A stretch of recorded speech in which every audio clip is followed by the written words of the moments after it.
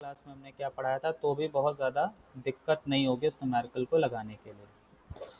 तो lap winding हमें design करनी है। लैप वाइंडिंग के बारे में हमने आपको पिछली क्लास में काफ़ी हद तक डिटेल में चीज़ें बताई थी। अब हमें जो डिज़ाइन करनी है वाइंडिंग, उसमें 8 कॉइल्स हैं और 4 पोल्स हैं उस मशीन के अंदर। Progressive simplex lap winding design करनी है विद 2 कॉइल साइड्स पर स्लॉट। 2 कॉइल साइड्स पर स्लॉट का मतलब ये हो गया कि हमने जैसा आपसे पिछली क्लास में कहा था कि अगर न्यूमेरिकल में ये नहीं लिखा है कि डबल लेयर वाइंडिंग या सिंगल लेयर वाइंडिंग है, तो आप बाय डिफ़ॉल्ट ये मान के ही चलेंगे कि डबल लेयर वाइंडिंग है। क्योंकि पिछली क्लास में डिस्कशन में भी मैंने बताया था कि जनरली डीसी मशीन जो होती है उसमें डबल लेयर क्लोज वाइंडिंग ही होती है, सिंगल लेयर इस्तेमाल नहीं करते। उसके अपने एडवांटेजेस हैं, ये पिछली क्लास में डिस्कस भी किए थे हमने आपसे।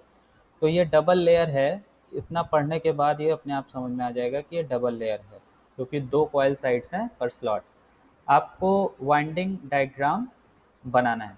अगर वाइंडिंग डायग्राम बनाने के लिए कहा जाएगा तो वाइंडिंग डायग्राम बनाइए, अदरवाइज वाइंडिंग टेबल बना देने से भी काम चल जाएगा। ठीक है, क्योंकि अगर आपको डिज़ाइन करना है तो वाइंडिंग टेबल से भी काम चल जाएगा। बट अगर लिख दिया है कि वाइंडिंग डायग्राम बनाइए तो फिर बनाना ही पड़ेगा। अब जैसा कि यहाँ पे नंबर ऑफ कॉइल्स 8 हैं, पोल 4 है, तो आप कॉइल स्पैन यानी कि कॉइल पिच निकाल सकते हैं। कॉइल स्पैन कॉइल पिच दोनों एक ही बात होती है। दिख नहीं रही है? ओके। क्या सभी को ऐसा है कि दिख नहीं रही है? अच्छा,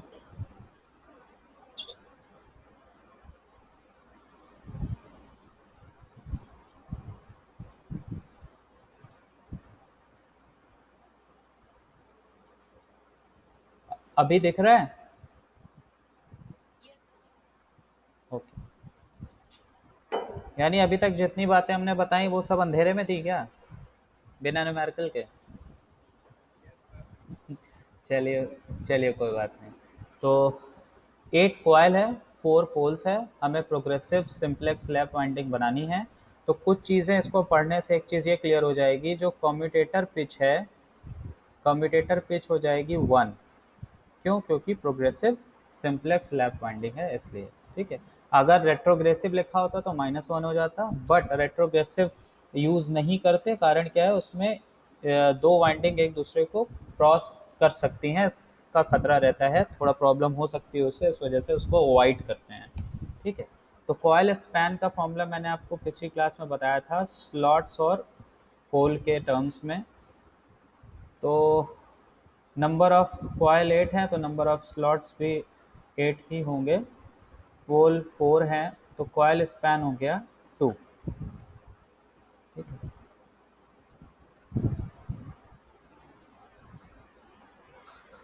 कॉइल स्पैन हो गया 2। अब हमें वाइंडिंग डिज़ाइन करनी है with the help of coil span and commutator pitch. तो सबसे पहले समझने के लिए, क्योंकि 8 कॉइल्स हैं तो 8 स्लॉट होंगे, तो पहले हम 8 स्लॉट्स बना लेते हैं। स्लॉट्स बनाना ज़रूरी नहीं है,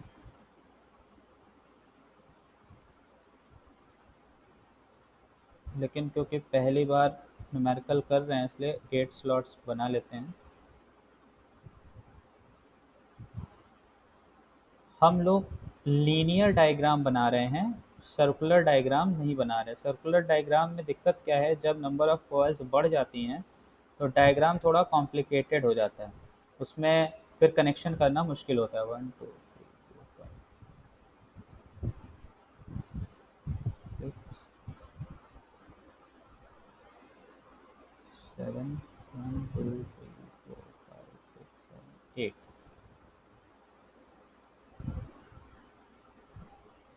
8 स्लॉट हो गए और हर स्लॉट में 2 कॉइल साइड है, एक टॉप और दूसरी बॉटम।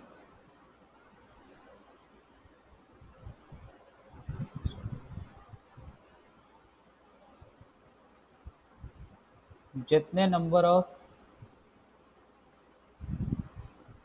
कॉइल्स होंगे उतने नंबर ऑफ स्लॉट्स लेंगे मशीन में।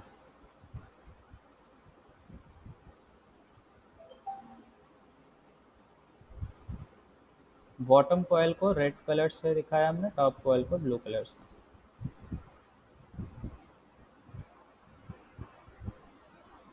टॉप कॉइल को, जैसे पहला स्लॉट है, पहली कॉइल है मान लीजिए, तो टॉप कॉइल को हमने 1 से और बॉटम वाले को 1 डैश, इसी तरह से 2, 2 dash, 3, 3 dash, 4, 4 dash, 5, 5 dash, 6, 6 dash, 7, 7 dash, 8, 8 dash.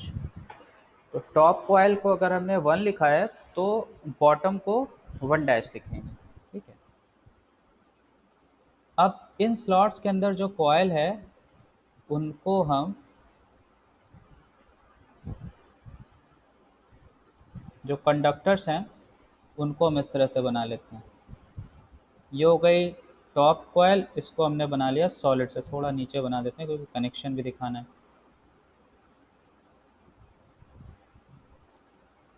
और जो बॉटम कॉइल है उसको डॉटेड से दिखाते हैं ताकि हम इनके बीच में अंतर कर सकें। फिर इसी तरह से दूसरी वाली कॉइल,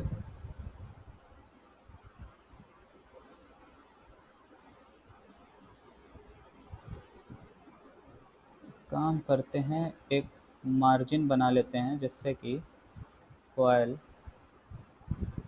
बड़ी छोटी ना हो,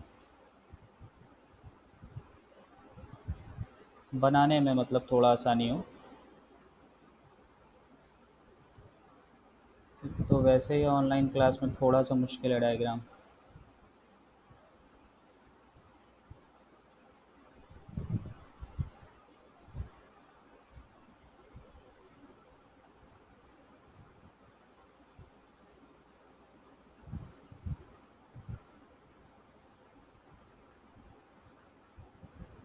तो आप लोग अगर ध्यान से देख रहे हैं तो टॉप को मैं सॉलिड से बना रहा हूँ, सॉलिड लाइन से, और बॉटम वाली कॉइल को डॉटेड लाइन से। तो जो कलर मैंने ऊपर स्लॉट्स में यूज़ किए हैं सेम कलर मैं नीचे जब कंडक्टर ड्रॉ कर रहा हूँ तो भी यूज़ कर रहा हूँ ताकि कंफ्यूजन ना हो।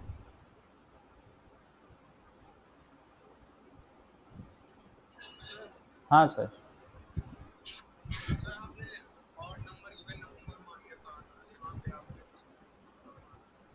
मैंने ये नहीं कहा था, मैंने ये कहा था कि कुछ बुक्स ऐसी हैं जो टॉप कॉइल को ऑड नंबर लिखते हैं और बॉटम कॉइल को इवन नंबर लिखते हैं, लेकिन ज़रूरी नहीं हम ऐसा करें। मैं आपको इससे एक आसान तरीका और बताऊंगा जो मैं फॉलो करता हूँ, मैंने ये कहा था बेटा, ठीक है। तो जो ऑड इवन की हम बात कर रहे हैं, ये कोई भी पर्टिकुलर बुक जो है उसका कन्वेंशन हो सकता है। कुछ बुक्स हैं ऑड इवन कर देते हैं, ऊपर वाले टॉप को ऑड नंबर दे देते हैं और नीचे वालों को इवन नंबर देते हैं, उससे थोड़ा सा कन्फ्यूजन क्रिएट होता है इस वजह से। क्या बेटा, तुम्हारी आवाज़ नहीं क्लियर है, फिर से बोलो।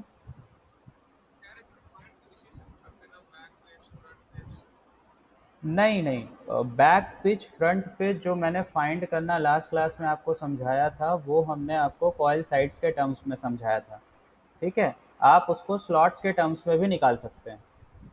बात समझ में आई? वो कॉइल साइड्स के टर्म्स में था, जब जब आप कॉइल के नंबरिंग कर रहे हैं, जैसे टॉप को आप ऑड दे रहे हैं, बॉटम को आप इवन दे रहे हैं, ठीक है। तो जो कॉइल साइड्स हैं, जैसे बैक पिच को आप निकालोगे तो बैक पिच क्या होती है, सेम कॉइल का जो टॉप है और बॉटम उसके बीच की डिस्टेंस है। तो अगर आपने कॉइल साइड्स की नंबरिंग की है तो आप डिफरेंस से निकाल सकते हो, अदरवाइज स्लॉट के डिफरेंस से भी आप निकाल सकते हो, ठीक है। इसके इसके अलावा भी फॉर्मूला भी है एक, उस फॉर्मूले के बारे में भी डिस्कशन करेंगे इस न्यूमेरिकल के बारे में, इन केस अगर नंबरिंग क्योंकि अलग अलग भी आप कर दिए फिर भी निकालने की ज़रूरत पड़ती है, बैक पिच पूछा जाता है, तो उसके लिए एक फॉर्मूला है, वो फॉर्मूला भी मैं डिस्कस कर दूंगा, ठीक है। तो फिलहाल ये हो गई टोटल नंबर ऑफ 8 कॉइल्स, जिसमें कि कॉइल साइड्स हो गई, जो टॉप कॉइल साइड है वो सॉलिड लाइन से ब्लू लाइन से, और जो बॉटम कॉइल साइड्स है उसको मैंने डॉटेड लाइन से बना दिया है रेड कलर से। तो टोटल नंबर ऑफ जो कॉइल साइड्स हैं वो कितनी है, 16। तो ये भी आपको 16 दिख रही होंगे। अब इनकी नंबरिंग जो स्लॉट में की है उसे यहाँ भी कर लेते हैं।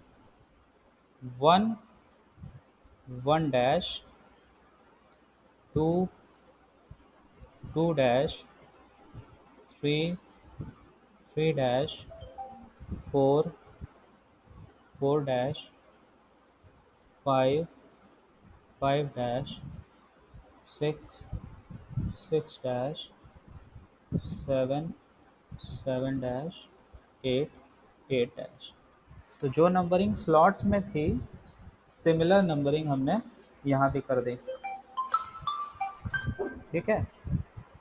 अब जो काम हमें करना है वो है कॉइल्स को कनेक्ट करना, और कॉइल्स को जब हम कनेक्ट करेंगे आपस में, तो कॉइल साइड्स को बेसिकली जब कनेक्ट करेंगे तो हम ध्यान किस चीज़ का देंगे, वो देंगे हम कॉइल स्पैन का। ठीक है। अगर आप लोगों को याद हो तो मैंने आप लोगों को बताया था फुल पिच कॉइल के लिए जो कॉइल स्पैन होता है वो कॉइल स्पैन 180 डिग्री इलेक्ट्रिकल होता है, बट इसको आप मेजर कर सकते हैं in terms of slots per पोल में भी। तो स्लॉट्स पर पोल में कितनी वैल्यू आई है, 2। ठीक। तो अब ये कैसे इसका इस्तेमाल आप करेंगे, स्टार्ट करते हैं हम टॉप कॉइल 1 से। ठीक है। तो कॉइल 1 का जो टॉप साइड है, इसका जो बॉटम जाएगा वो कहाँ जाएगा, आफ्टर 2। कॉइल स्पैन कितना है, 2। तो 1 में आप 2 ऐड कीजिए, 1 में 2 ऐड करेंगे तो कितना आएगा, 3। 3 का मतलब 3 डैश, क्योंकि जो बॉटम कॉइल होती है वो डॉटेड वाली होती है, और डॉटेड वाली जितनी भी कॉइल साइड्स हैं उनको हमने डैश से डिनोट किया हुआ है। तो 1 कॉइल, पहली कॉइल हमने ली, इसका जो टॉप साइड है वो 1 से डिनोट किया गया सॉलिड लाइन, तो इसकी जो बॉटम कॉइल होगी वो डॉटेड लाइन होगी। तो वो किस स्लॉट में जाएगी, तो उसके लिए 1 में आप कॉइल स्पैन ऐड कर दीजिए। तो 1 प्लस 2 क्या आएगा, 3। 3 मतलब 3 डैश। तो 1 से आप ऐड करेंगे 3 डैश को। ठीक है। इसी तरह से 2 में आप कितना ऐड करेंगे, 2। तो 2 प्लस 2 कितना हो गया, 4। 4 मतलब 4 डैश। तो इसी तरह से 2 का जो नेक्स्ट यानी कि बॉटम कॉइल होगी वो होगी 4 डैश।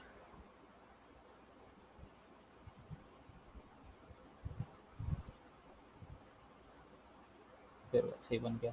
फिर 4 में आप कितना ऐड करेंगे, 2। तो आएगा 6। 6 मतलब 6 डैश। फिर आया 5। 5 में कितना ऐड करेंगे, 2। 5 प्लस 2 7। 7 मतलब 7 डैश। अरे बिल्कुल ऐड करेंगे, छूट गया भाई। 3 प्लस 2 यानी कि 5। 5 मतलब 5 डैश। कोई छूट जाएगा तो बता दीजिएगा, जोड़ना तो सभी को है। फिर 6, 5 तो ऐड हो गया, 6 आई है। 6 को ऐड करेंगे, 6 प्लस 2 8 यानी कि 8 डैश। फिर आया 7। 7 प्लस 2 क्या आएगा, देखिए ध्यान से, 7 प्लस 2 क्या आएगा, 9। तो 9 डैश होना चाहिए था। अब कॉयल तो 8 ही है, तो अब ये पूरा क्या एक सर्कुलर है जिसको हमने लीनियर बना दिया है। तो 7 प्लस 2 9। 9 का मतलब क्या हो जाएगा, 1। ये चीज़ क्लियर है आप लोगों को, हेलो। ठीक है। तो ये 7 कहाँ पे जाएगा, 9। 9 यानी 1 डैश। ठीक है। इसी तरह से 8। 8 प्लस 2 10। 8 प्लस 2, क्या कह रहे हो,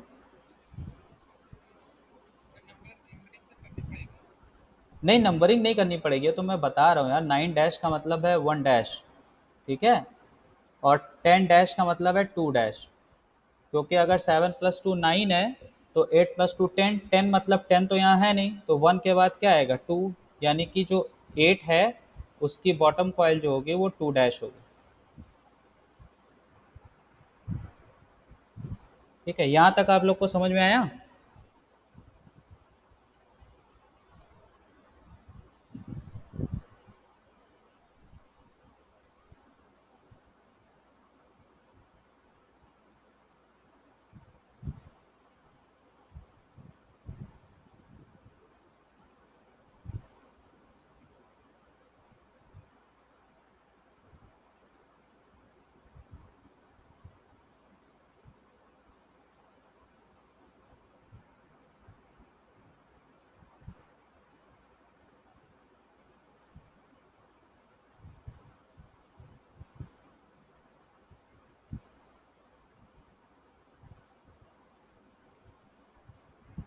कुछ इस तरह से स्लॉट्स होंगे सर्कुलर शेप में, क्योंकि जो रोटर होगा वो सिलेंड्रिकल शेप का होता है। इसी को अगर हम इस तरह से इसके पार्ट करके इसको फैला दें, यानी स्प्रेड कर दें, लीनियर कर दें, तो ये इस तरह से आ जाएगा। तो कुछ आप लोगों को इससे बात समझ में आई? 7+2, 7+2 तो कहाँ आएंगे? 1 पे आएंगे ना। 8+2 यानी 8+2 कहाँ पे आएंगे? 2 पे आएंगे। 8+2 10 डैश, 10 डैश का मतलब क्या होगा? 2 डैश। 7+2 9, 9 का मतलब क्या होगा? 1 डैश, यानी ये। अभी भी किसी को कंफ्यूजन है? समझ में आई बात? ठीक है।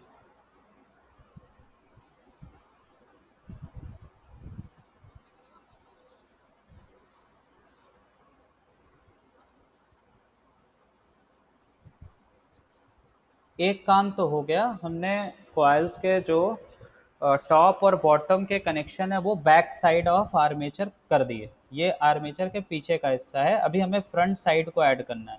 फ्रंट जो सिरे हैं कॉइल के वो ऐड होते हैं कम्यूटेटर सेगमेंट से।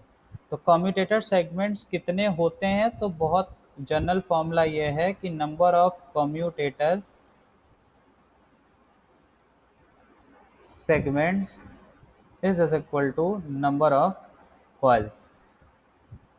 तो जितनी कॉइल्स होंगी उतने नंबर ऑफ कम्यूटेटर सेगमेंट्स होंगे। ठीक है। तो अब हम बनाते हैं कम्यूटेटर सेगमेंट्स। 8 सेगमेंट्स होंगे क्योंकि 8 कॉइल्स हैं।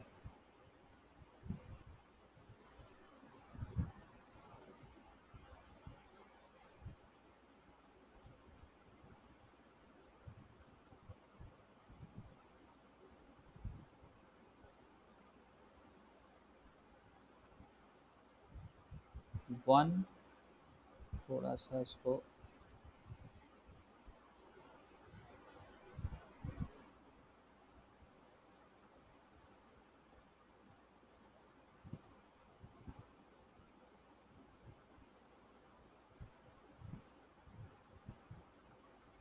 1, 2, 3,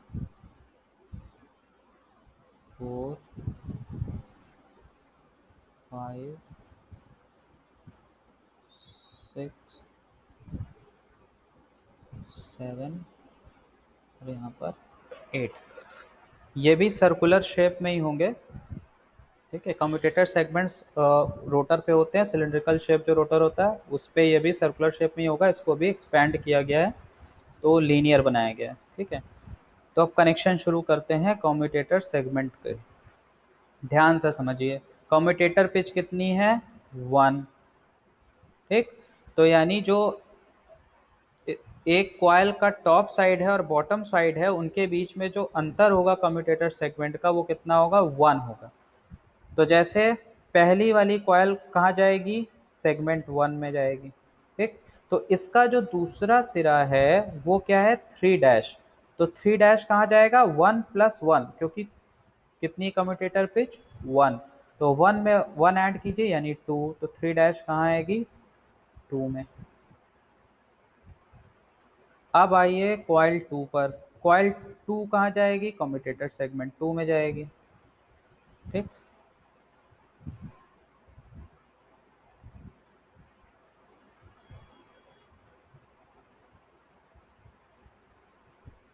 अब कॉइल 2 का अगला सिरा यानी कि बॉटम साइड क्या है? 4 डैश। 4 डैश कहाँ जाएगा? 2+1 दैट इज 3 में। 3 में और कौन सी कॉइल आएगी? 3 खुद आएगी। फिर आते हैं 4 पर। 4 का अगला सॉरी 4 कहाँ आएगा? खुद 4 में आएगा। कोई अगर कॉइल छूट रही होगी तो बता दीजिएगा। ठीक है। 4 में खुद 4 आएगा। 4 का अगला सिरा कहाँ जाएगा? 6 डैश, 5 में।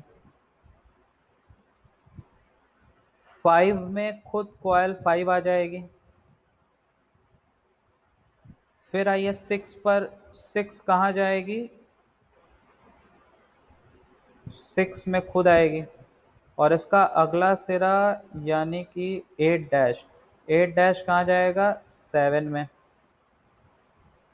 7 में खुद कौन सी कॉयल आएगी, 7। ठीक। 8 का 4 छूट गया है। 4 का अगला सिरा क्या है, 6 डैश। अच्छा, ओके ओके ओके। हाँ हाँ, 2 डैश किसका सिरा, देखिए 2 dash, sorry 5 dash. 5 dash, 5 dash 3 का सिरा है ना। नहीं, 3 to 5, 5 डैश कहाँ जाएगा, 3 गया है 3 में, तो 5 डैश जाएगा 4 में। ठीक है। और अरे वो अभी जुड़ेगा, वो जुड़ेगा इधर से, तो ये चलते चलिए पहले। तो 8 डैश हो गया। अब आया 8, 8 कहाँ जाएगा, 8 8 में जाएगा। 8 आप चाहे तो यहाँ बना लीजिए, 8 यहाँ जाएगा। तो सॉरी, 7 तो कनेक्ट हुआ ही है पहले से, तो 7 का अगला सिरा क्या है, 1 डैश। तो 1 डैश कहाँ जाएगा, 8 में जाएगा। तो 1 डैश ये है, 1 डैश कहाँ जाएगा, 8 में जाएगा। इसी तरह से 8 का अगला सिरा क्या है, 2, 2 डैश कहाँ जाएगा, 2 डैश जाएगा 1 में।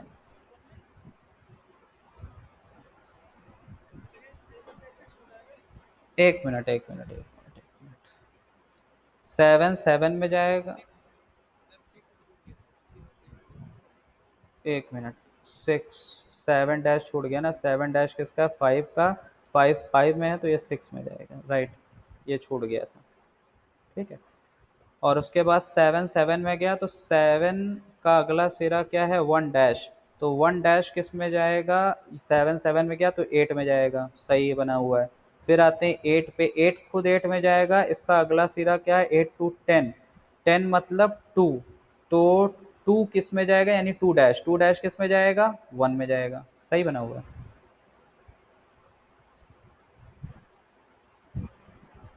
हाँ, अब अगर किसी को कोई कंफ्यूजन हो तो वो पूछ सकता है।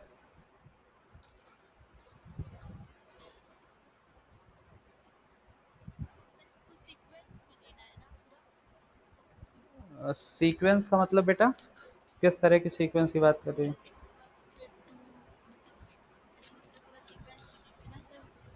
हाँ, सीक्वेंस में ही चल ही रहा है। सेगमेंट्स के जो कनेक्शन है वो एक एक आगे बढ़ते जा रहे हैं। कम्यूटेटर पिच 1 है ना, तो एक एक जोड़ते जा रहे हैं। मतलब टॉप एंड जिसमें कनेक्ट होगा जिस सेगमेंट में, उसी कॉयल का जो बॉटम एंड है वो अगले कम्यूटेटर सेगमेंट में कनेक्ट होगा। ठीक है। इसको वाइंडिंग वाइंडिंग डायग्राम से भी, तो सॉरी वाइंडिंग टेबल से भी लिख सकते हैं, समझ सकते हैं। वाइंडिंग टेबल, वाइंडिंग टेबल में दो चीज़ें हैं, कॉयल और कम्यूटेटर सेगमेंट्स।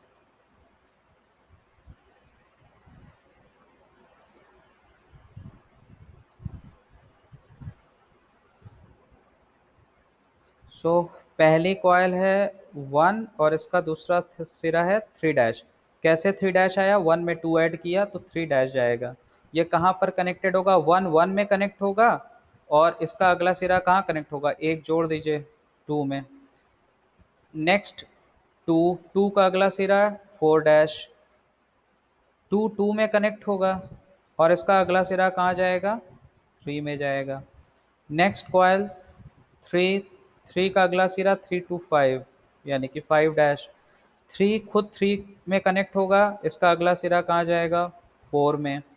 नेक्स्ट कॉयल 4, इसका अगला सिरा 4 + 2 6 डैश। 4 खुद फोर्थ में कनेक्ट होगा, इसका अगला सिरा कहाँ कनेक्ट होगा, 5 में। नेक्स्ट कॉयल 5, इसका अगला सिरा 5 to 7, दैट इज 7 डैश। 5 खुद 5 में कनेक्ट होगा और इसका अगला सिरा 6 में। नेक्स्ट सिक्स्थ कॉयल, इसका अगला सिरा 6 + 2 यानी कि 8 8 डैश। 6 खुद 6 में कनेक्ट होगा, इसका अगला सिरा कहाँ जाएगा, 7th में। अगली कॉयल 7, 7 + 2 9 9 यानी 1 डैश। 7 खुद 7 में जाएगा, इसका अगला सिरा कहाँ जाएगा, 8 में। फिर नेक्स्ट एट्थ कॉयल, इसका अगला सिरा 8 टू 10, 10 यानी कि 2 डैश, 8 खुद 8 में जाएगा और इसका अगला सिरा कहाँ जाएगा, 9 यानी कि 1 में।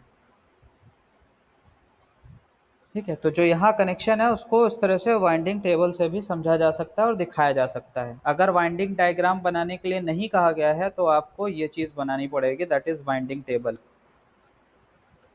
यहाँ तक आप लोगों को समझ में आया?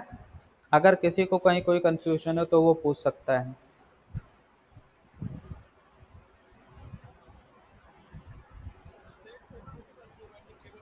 क्या बेटा? हाँ हाँ, फिर से बता दें। अच्छा ठीक है, देखो टोटल 8 कॉयल है, तो हम पहली कॉयल से स्टार्ट करते हैं। ठीक है, तो फर्स्ट के बाद ये अगला नंबर हम कैसे लिखेंगे, ये चीज़ हम इससे देख के लिख रहे हैं, कॉयल स्पैन से।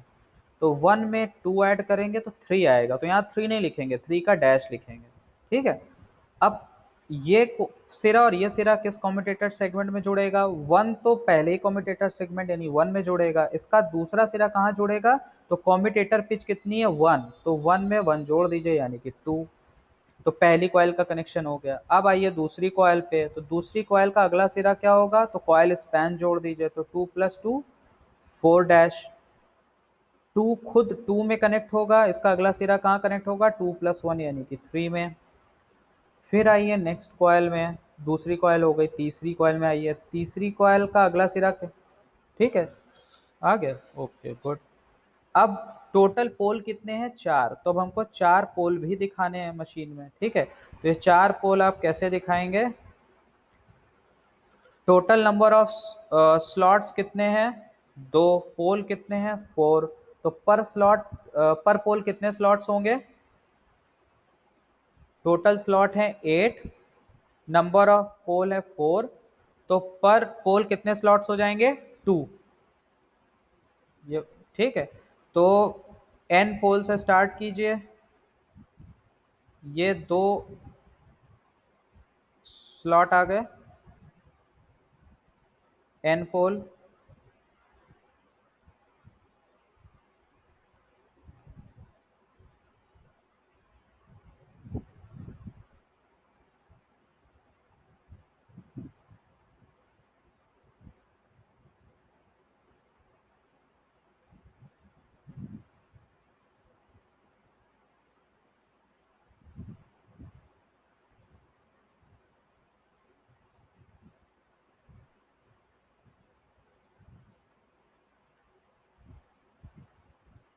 एन पोल, फिर ये 2 मिलके आएंगे किसके नीचे, एस पोल के नीचे। इसी तरह से फिर इधर ये दोनों मिलके आएंगे एन पोल के नीचे, फिर इधर ये 2 मिलके आएंगे एस पोल के नीचे। ठीक है, अब आपको मैग्नेटिक फील्ड की डायरेक्शन दिखानी है। ठीक है, क्योंकि हमें करंट बनानी है कॉइल्स में, इसलिए। तो एन पोल अगर आपको ये दिख रहा है, एन पोल मतलब पोल ऊपर है कॉइल्स नीचे है, इस बात का ध्यान रखिए, मतलब एन पोल आपकी तरफ है। ठीक है, तो मैग्नेटिक फील्ड किस डायरेक्शन में होगा, तो जो आपको स्क्रीन दिख रही है उससे अंदर की तरफ, जो मैग्नेटिक फील्ड है वो स्क्रीन से अंदर की तरफ होगी। तो इसको हम दिखा देते हैं यहाँ, डायरेक्शन क्रॉस। अगर एन पोल पे मैग्नेटिक फील्ड अंदर की तरफ है तो ऑब्वियस सी बात है एस पोल पर स्क्रीन से बाहर की तरफ यानी कि डॉट। इसी तरह से एन पोल पे फिर से क्रॉस और एस पोल पर डॉट। तो ये हो गई मैग्नेटिक फील्ड की डायरेक्शन। करंट की डायरेक्शन बनाने के लिए अब हमें चाहिए कि रोटेशन की डायरेक्शन भी हम बना लें। तो हम ये एज्यूम कर लेते हैं, ये जनरेटर के लिए हम पढ़ रहे हैं और डायरेक्शन जो है वो ये है रोटेशन की, डायरेक्शन ऑफ रोटेशन क्लॉकवाइज। अब हमें करंट बनानी है, बतानी है, क्योंकि आपको ये पता है दैट जो ईएमएफ है वो यहाँ पर मोशनल ईएमएफ है, तो ये होगा V क्रॉस B। तो जो डायरेक्शन होगा वो इन दोनों के परपेंडिकुलर होगा, म्यूचुअली परपेंडिकुलर, किसकी, करंट की या ईएमएफ की। ठीक है, अब देखिए ये वेलोसिटी वेक्टर है इधर साइड, और मैग्नेटिक फील्ड एन पोल से शुरू करते हैं, ठीक है। एन पोल पे मैग्नेटिक फील्ड स्क्रीन से अंदर की तरफ है, ठीक, और डायरेक्शन तो इधर ही की तरफ है, ठीक है, मतलब कि लेफ्ट से राइट। अब हमको बनाना है कि इस कॉइल में करंट किस डायरेक्शन में होगी अंडर द एन पोल। तो कोई बता पाएगा? पिछले क्लास में भी, मतलब इससे पहले की क्लासेस में भी हमने डिस्कस किया था इस वाले तरीके को डायरेक्शन निकालने के लिए। ये है आपका वेलोसिटी वेक्टर और मैग्नेटिक फील्ड बोर्ड से अंदर की तरफ है, तो V क्रॉस B आपको निकालना है, V cross B। V cross B यानी आप राइट हैंड को लीजिए और अपनी फिंगर्स को V से B की डायरेक्शन में मोड़िए, तो थंब आपका किधर होगा? ऊपर की तरफ। आप ये खुद से ट्राई कर सकते हैं। अपनी उंगलियों को V पे रखिए और राइट हैंड की फिंगर्स को मोड़िए किधर की तरफ? B की तरफ, क्योंकि V क्रॉस B है, तो आप थंब देखेंगे ऊपर की तरफ होगा। ये चीज आपको समझ में आ रही कि नहीं आप लोगों को?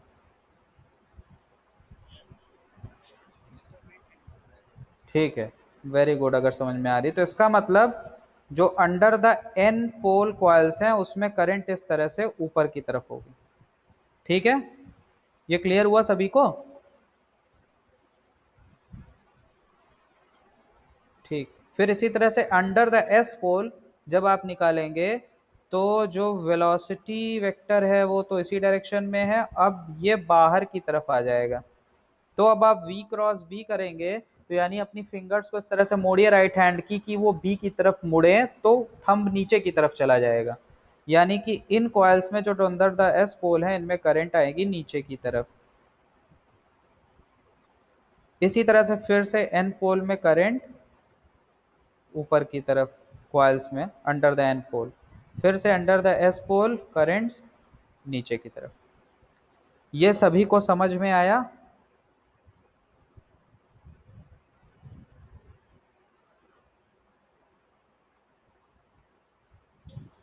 चलिए, अब आपको ब्रशेस कनेक्ट करनी है, ठीक है। तो ब्रशेस किस पॉइंट पे कनेक्ट होंगे इसको ध्यान से सुन लीजिए। जिस सेगमेंट में, जिस पॉइंट पर नेट करंट होगी ब्रशेस वहीं लगेंगे। मतलब जहां से, जिस पॉइंट से करंट या तो अंदर जा रही हो या तो बाहर जा रही हो, यानी जहां नेट करंट हो ब्रशेस वहीं कनेक्ट होंगे। मैं आपको समझाता हूं कैसे। देखिए, अब ये सेगमेंट्स पे जो कॉइल के सिरे आ रहे हैं यहाँ भी करंट की डायरेक्शन बना लीजिए, ठीक है। तो इस कॉइल, दोनों कॉइल में ये ऊपर की तरफ है, इसमें भी ये ऊपर की तरफ है, ठीक? इसमें नीचे की तरफ है, इधर नीचे की तरफ, ये ऊपर की तरफ,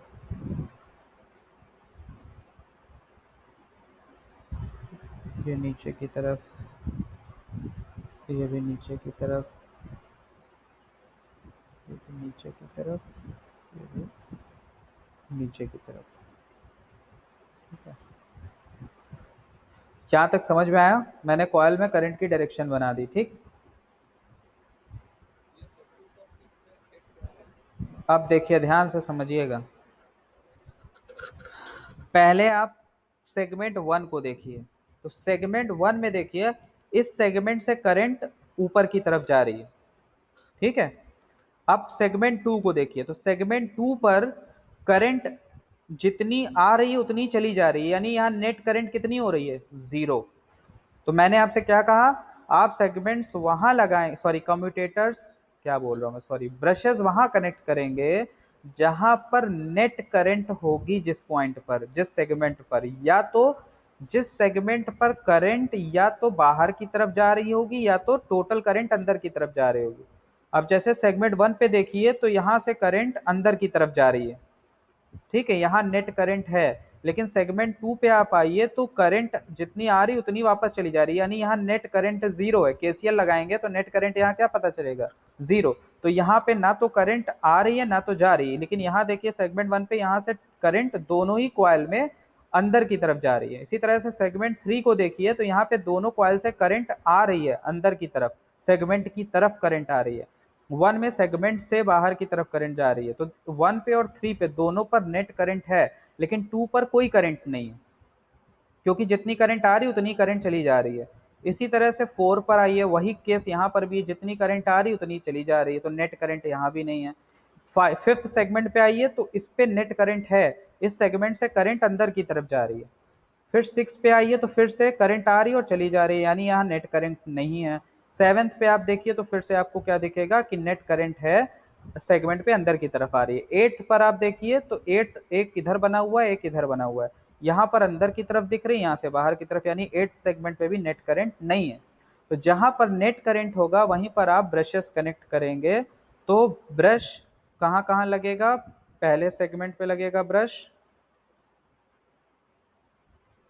तीसरे पे लगेगा ब्रश,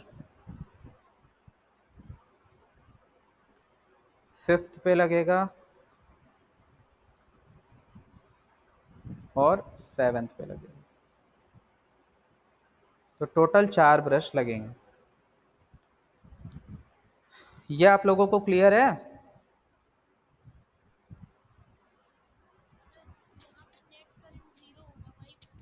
नहीं नहीं नहीं, जिस सेगमेंट पर नेट करंट होगी, यानी जिस सेगमेंट पे या तो करंट उस सेगमेंट पे अंदर की तरफ आ रही होगी दोनों कॉइल से, या तो उस सेगमेंट से करंट बाहर की तरफ जा रही होगी दोनों कॉइल्स से। एक चीज कॉमन है कि हर सेगमेंट पे 2 कॉइल के सिरे लगे हुए हैं।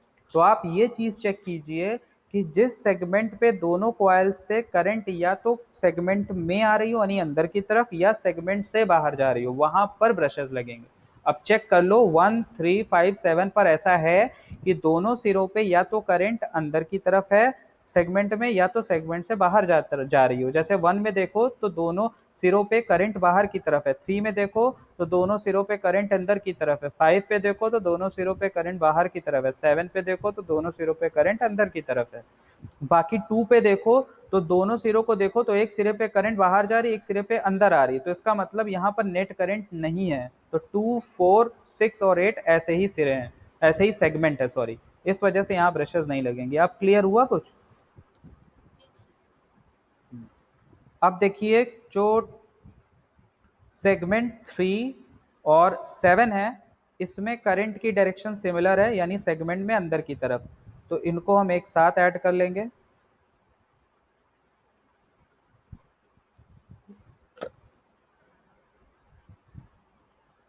और 1 एंड 5 जो है इन पे भी डायरेक्शन सिमिलर है, तो इनको हम एक साथ ऐड कर लेंगे।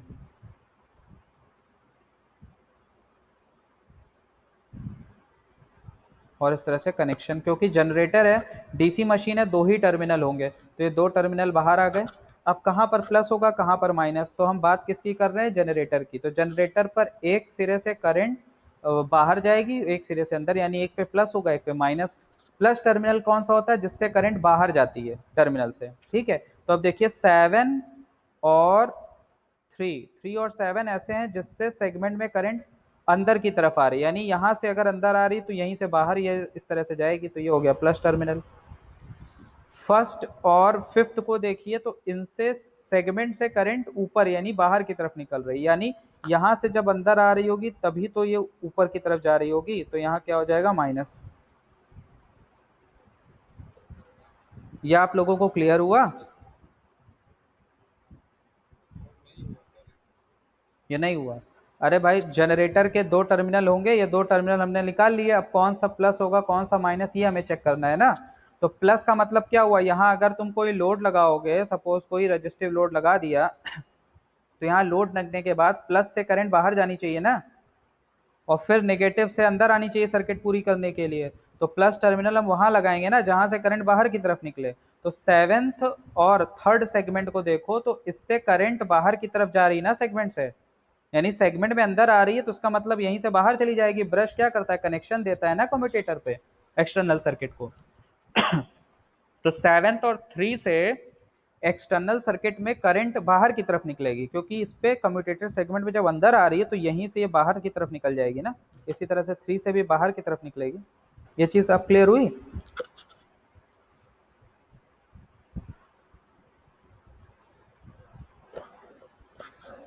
समझ आया आप लोगों को कि अभी भी कंफ्यूजन है?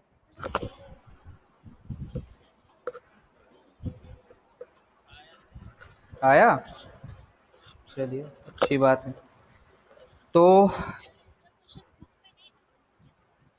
देखिए, अशफाक हुसैन में नहीं दिया हुआ है ये टॉपिक। इसके अलावा आपको पीएस भीमरा में मिल जाएगा, नागरथ कोठारी में मिल जाएगा। तो इसी तरह के डायग्राम उसमें भी आपको मिल जाएंगे। हो सकता है हमने ये वन वन डैश लिया है तो उन्होंने क्या किया, टॉप कॉयल को ऑड लिया और बॉटम कॉयल को इवन नंबर दिया हो, बस यही एक फ़र्क हो सकता है। बट कनेक्शन करने का तरीका यही होता है जो मैंने आपको बताया, और कॉयल में करंट निकालने का तरीका भी यही होता है जो मैंने आपको बताया। ज़्यादातर प्रेफर लोग करते हैं लीनियर डायग्राम बनाना कनेक्शन का, सर्कुलर वाला कॉम्प्लिकेटेड होता है, इस वजह से सर्कुलर को अवॉइड करते हैं कनेक्शन डायग्राम बनाने के लिए। जो अभी मैंने आप लोगों को समझाया, क्या वो समझ में आ नहीं रहा है क्या? एक बार फिर से इसको रिवाइज करना तो समझ में आ जाएगा। मैं रिकॉर्डिंग शेयर करूंगा तो फिर उसको आप समझिएगा, समझ में आ जाएगा। ठीक है, ब्रशेस की नेमिंग कर दीजिए। सपोज ये ब्रश ए है, ये बी है, ये सी है, ये डी है। अब वाइंडिंग डायग्राम कैसे बनेगा ये तो मैंने यहाँ पर आपको दिखा दिया बना के।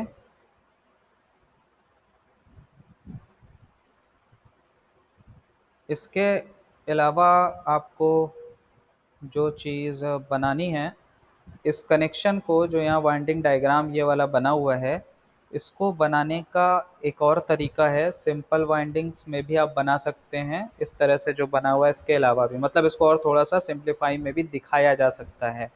उसको दिखाने का तरीका क्या है, वाइंडिंग टेबल तो आपने देखी ली। फिर से मैं वाइंडिंग टेबल एक मिनट यहाँ पे कॉपी कर लेता हूँ।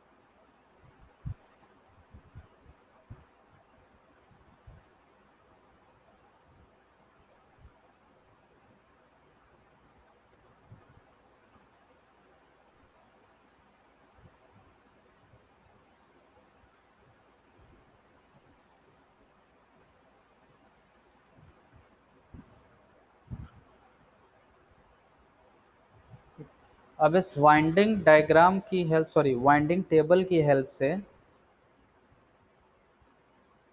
हम कनेक्शन डायग्राम को और एक तरीके से बना सकते हैं। वो क्या तरीका होगा ये देखिए।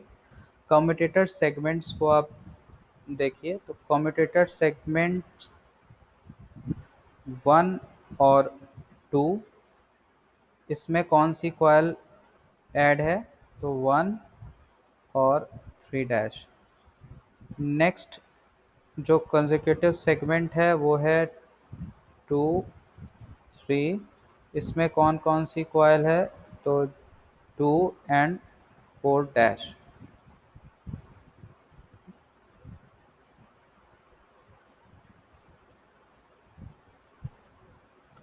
नेक्स्ट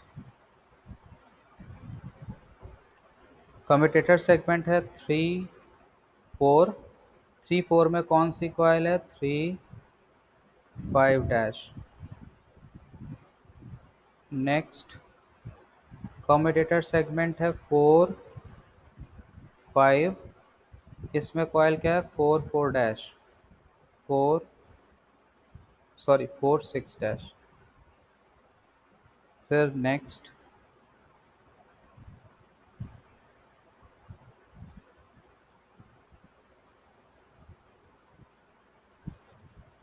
नेक्स्ट सेगमेंट है 6 7, सॉरी 6 7 5, 4 5 के बाद 5 6 आएगा ना।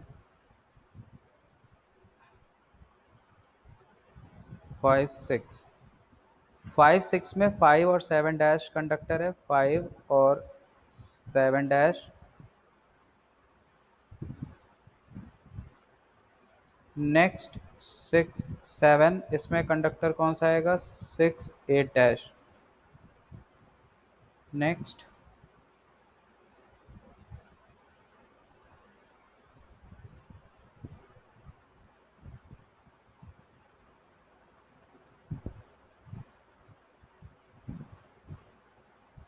नेक्स्ट सेगमेंट होगा 7 8, इसमें कौन सा कंडक्टर है? 7 और 1 डैश।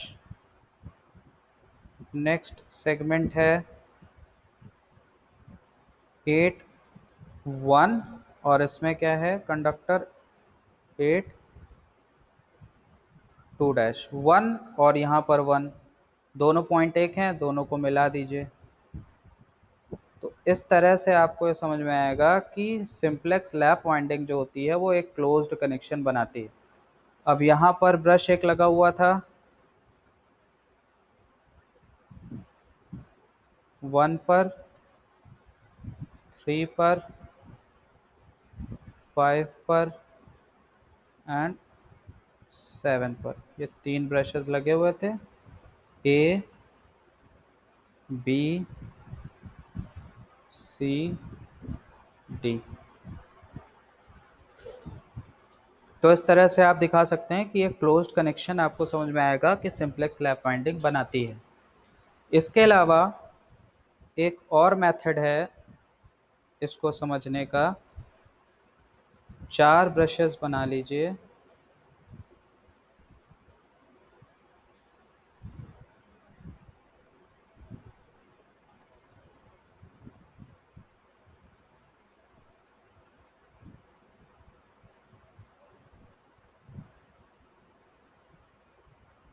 नंबरिंग कर दीजिए ए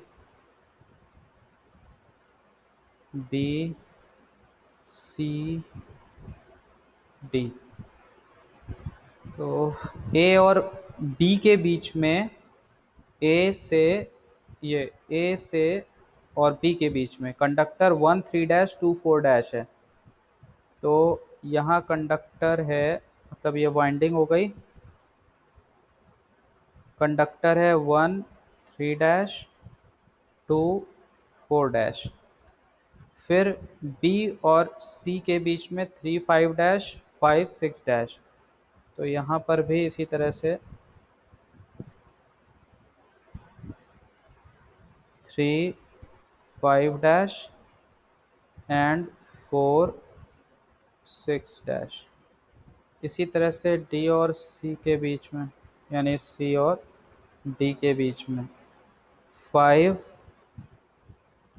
7 डैश और 6 8 डैश। इसी तरह से ए और डी के बीच में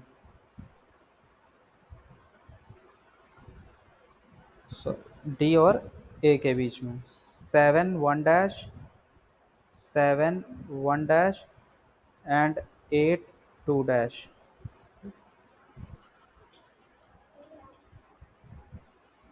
अब इसके बाद कनेक्शंस ब्राउट आउट कर लीजिए, यानी बाहर की तरफ। तो 1 और 5 एक साथ थे, 1 और 5 यानी 1 और ए और सी। तो ए और सी एक साथ कनेक्टेड हैं क्योंकि दोनों में सेम डायरेक्शन थी। इसी तरह से बी और डी आप एक साथ ले लीजिए। तो जो 1 और 3 है, यानी कि 1 और ए और सी, इससे करंट अंदर की तरफ थी और इससे करंट बाहर की तरफ थी, यानी कि ये प्लस टर्मिनल था, ये माइनस टर्मिनल था। अब इसमें करंट देखिए, मान लीजिए सपोज यहाँ से करंट कैपिटल आई आ रही है, ठीक। तो अब ये दो पार्ट में डिवाइड होगी, I/2 I/2। यहाँ से करंट जब आएगी तो इधर फिर दो पार्ट में डिवाइड हो जाएगी। यहाँ से करंट आ रही है, पॉइंट ए पर, फिर 2 पार्ट में डिवाइड हो गई, I/4, I/4। फिर इधर से I/4 आ रही है, और यहाँ आने के बाद ना, इधर से भी तो करंट आ रही है वाली पॉइंट सी पे, तो इधर गई I/4, यहाँ से करंट आ रही है ना I/2, तो इधर भी I/4 गई, इधर भी I/4 गई। फिर इधर से I/4 आ रही है, इधर से I/4 आ रही है, यहाँ पे ऐड हुई, तो I/4 प्लस I/4 कितना हुआ, I/2 हुआ। इसी तरह से यहाँ से I/4 और यहाँ से I/4 पॉइंट बी पे दोनों ऐड हो गए, तो यहाँ से कितनी आई, I/2। अब इधर से I/2, इधर से I/2, बाहर कितनी आई, I। तो इसका मतलब यहाँ पर ये लैप वाइंडिंग में देखिए नंबर ऑफ पैरेलल पाथ कितने हो गए, 4। करंट को कितने पैरेलल पाथ मिले, 4। तो नंबर ऑफ पोल कितने थे, 4, इसलिए नंबर ऑफ पैरेलल पाथ कितने आए, 4। तो यहाँ से आपको दिखेगा कि जो कॉइल की करंट है, वो करंट, जो ये टर्मिनल पे करंट आप देख रहे हैं आर्मेचर टर्मिनल पे, upon number of parallel path होगी। ये फॉर्मूला इंपॉर्टेंट है। यहाँ तक आप लोगों को समझ आया? कहीं किसी को कोई डाउट?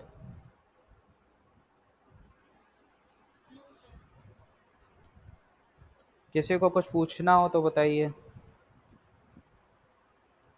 अभी तक जो मैंने बताया आपको। अब बेटा जितना मैंने बताने में लिया टाइम, उससे तो कम ही लगेगा, क्योंकि मैं तो एक्सप्लेन करना था आपको। अगर करना होगा तो मैंने ये नहीं बोला है कि आप ये तीनों पार्ट्स करेंगे, ठीक है। वाइंडिंग डायग्राम बनाने के लिए आएगा तो जो पहला वाला डायग्राम हमने बनाया था सिर्फ उतना ही बनाइएगा, ठीक है। वाइंडिंग टेबल फिर बनाने की ज़रूरत नहीं है, मैंने तो आपको सारी चीज़ें बता दी इसमें न्यूमेरिकल में कि इसको कितने तरह से कर सकते हैं। ये सारा पार्ट आपको नहीं करना है। वाइंडिंग डायग्राम बनाने का मतलब जो पहला वाला हमने किया था, बस उतना ही करना है, ठीक है।